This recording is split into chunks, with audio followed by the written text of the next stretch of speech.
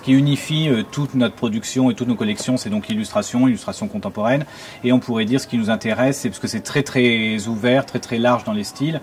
Ce qui nous intéresse, c'est vraiment qu'il y ait une proposition d'auteur, hein, des livres d'auteur, un style artistique, une dimension artistique dans l'illustration. Donc voilà. Et après pour le fond, disons qu'on veut essayer de développer quand même des livres qui parlent du monde qui nous entoure, donc des thématiques aussi bien des thématiques sociales, historiques, proches, l'histoire du XXe siècle.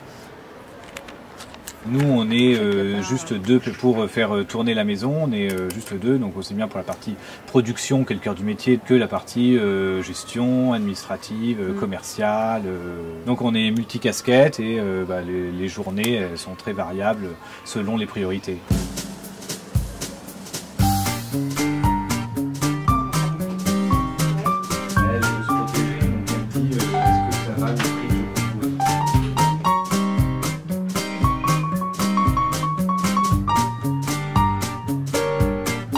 Si on a une livraison, la journée ça peut être pendant 4 heures, monter, descendre des escaliers, apporter des cartons, avec des voisins qui disent bon courage, ou alors envoyer des mails, voilà, passer une journée derrière un écran, envoyer des mails, voilà, faire une maquette, relire des épreuves.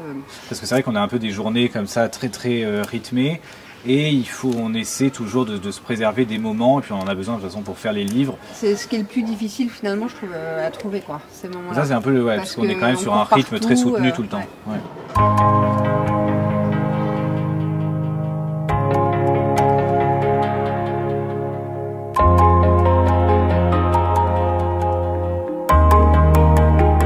On a rencontré Cléa Dieudonné au Salon du Livre de Montreuil en 2013.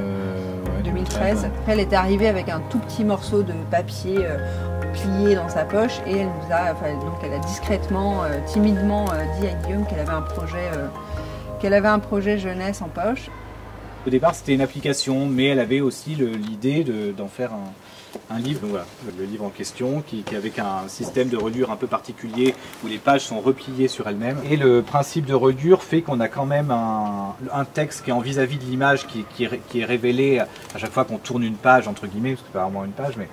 Et ce qui est génial, c'est qu'on garde toujours, à mesure qu'on rentre dans l'histoire, on garde toujours le début de l'image, et jusqu'à dévoiler l'intégralité de la grande illustration qui constitue toute la ville, toute la mégalopole à plat. C'est vrai qu'on a quand même au départ souvent un coup de cœur graphique, beaucoup ce qui nous accroche, c'est tout l'univers de l'illustration.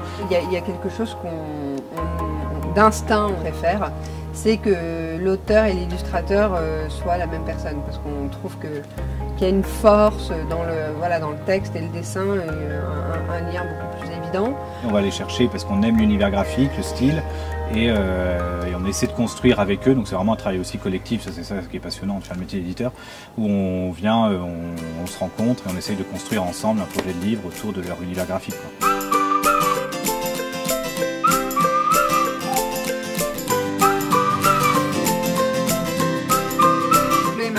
Éditrice et directrice artistique des éditions La Grue. Guillaume Briffon, éditeur chez La Grue.